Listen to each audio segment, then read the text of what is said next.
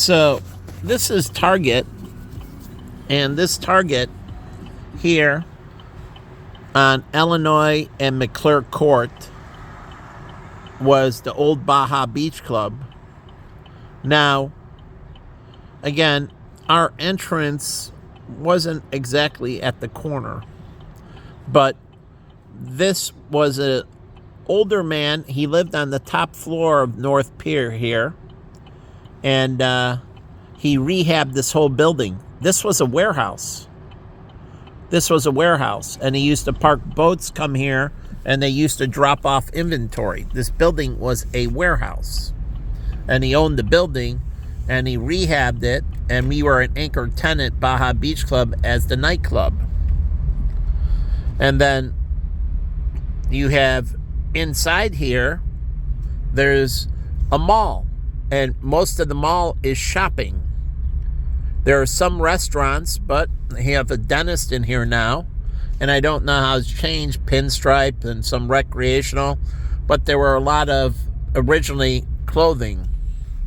And so this differs from Navy Pier. It truly does. Navy Pier doesn't have a bowling alley. Navy Pier doesn't have a lot of things. So North Pier and Navy Pier, they complement each other. And when he owned this building, he had a plot of land right here at the end.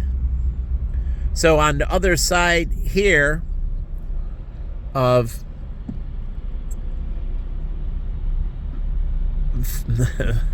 on the other side of this street, anyways, is this building.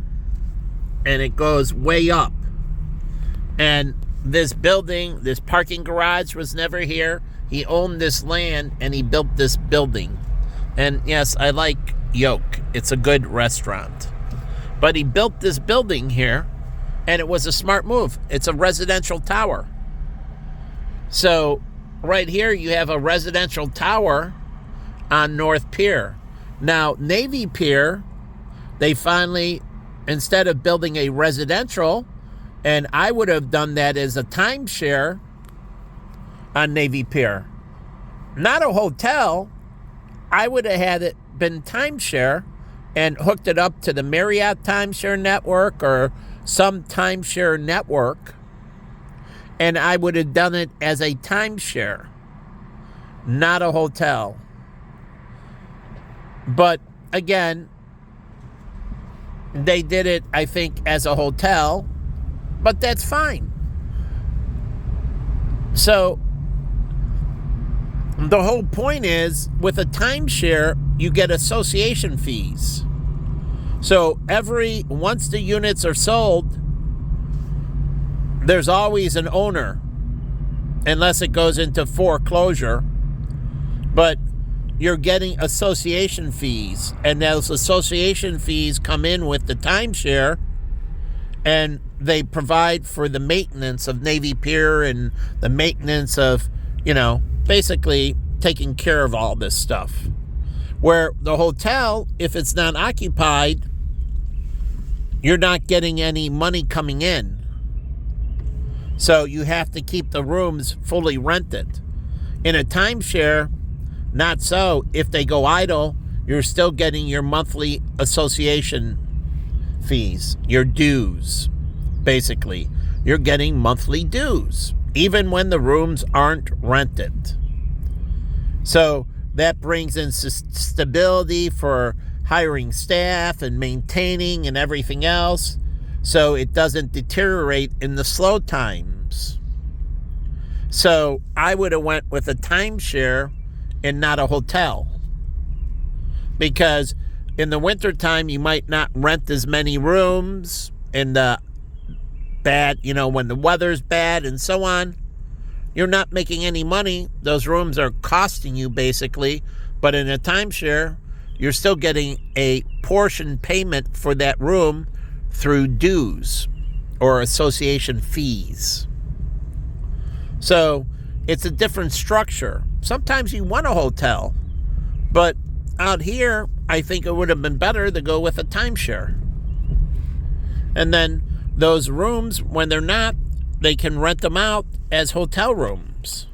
Truly, when they're not taken by the timeshare, You Airbnb it basically, and you can do a timeshare can use Airbnb, and they can use Virgo as well. Oh yeah, timeshares can use it. Hotels can use Airbnb. It doesn't have to be a house. It's a rental service. Now, they do have houses in that, but it's like anything else. You can put hotel rooms on Airbnb. There's nothing stopping them, and they can have a segment to the site, hotel rooms. And you can choose a hotel room on Airbnb. So there's nothing stopping them, Virgo or Airbnb, from offering hotel rooms. Sometimes you might want a Motel 6 or a budget hotel. So they have luxury,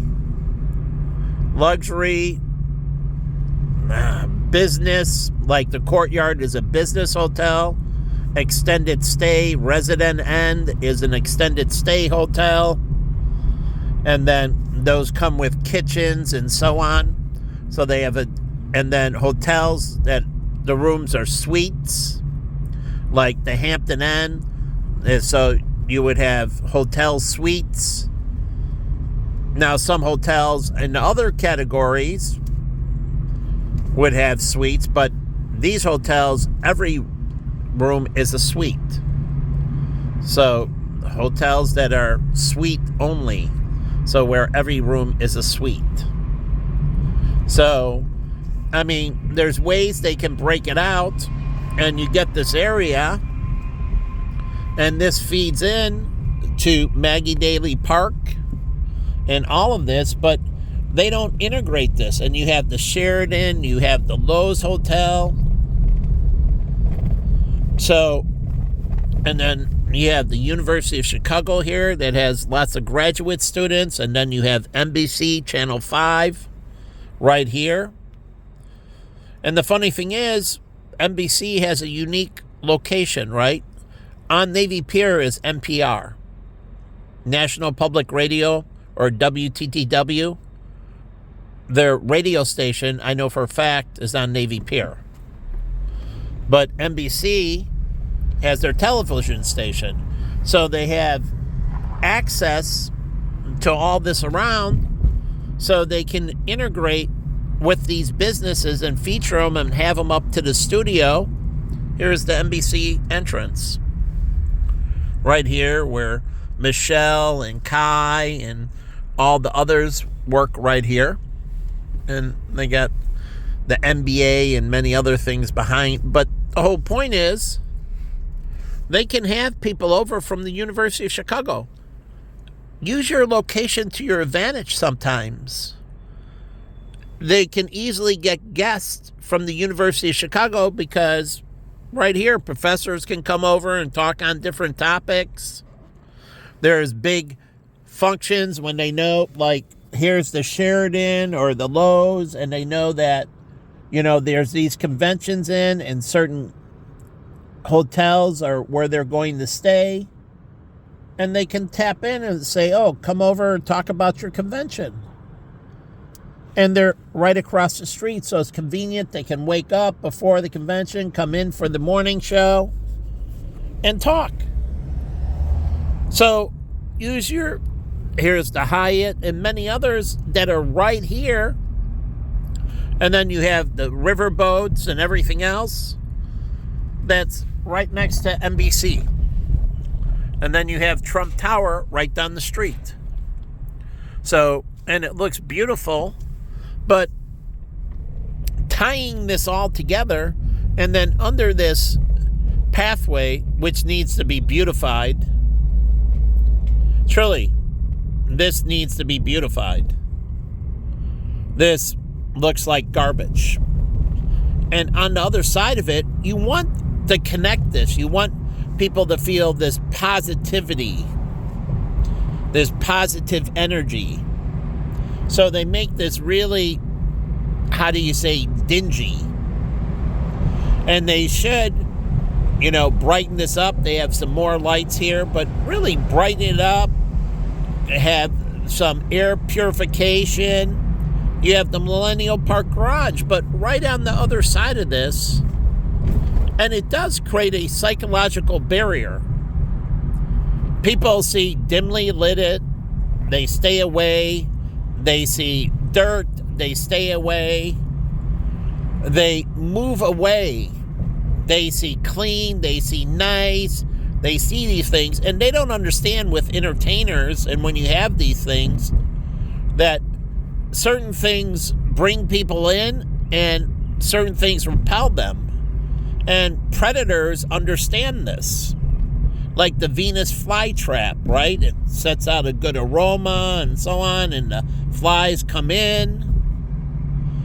And so you can take one out of their book, like Bill Clinton. He is incredibly warm and friendly and inviting. He has a great personality, and it did him wonders in politics. But he also was a womanizer.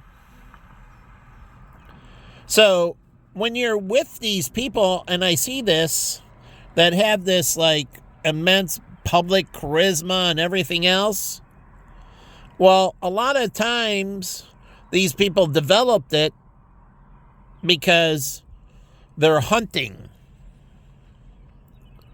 And so they want to develop this charisma, this way of doing things. And that's not me. I know about the voice, and I could have perfected certain things, but certain things, it's just, I do certain things, like I like taking care of myself and everything else, and I do believe in that and everything. But the whole point is, their end goal of doing it is not for their own personal benefit per se. They're doing it only to acquire what they need to acquire. And so they do this. And so if you understand this, like to catch a predator and so on, you can set certain things up and they'll bite. And so you don't have to find them, they'll find you, because they're seeking their prey. They're hunters. They're predators. They're going to seek. And all you have to do, just like fishing, you have to just put the right bait in the water.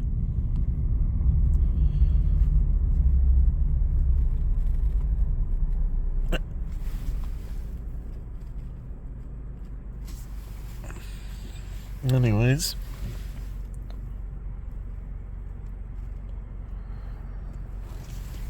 So, whatever.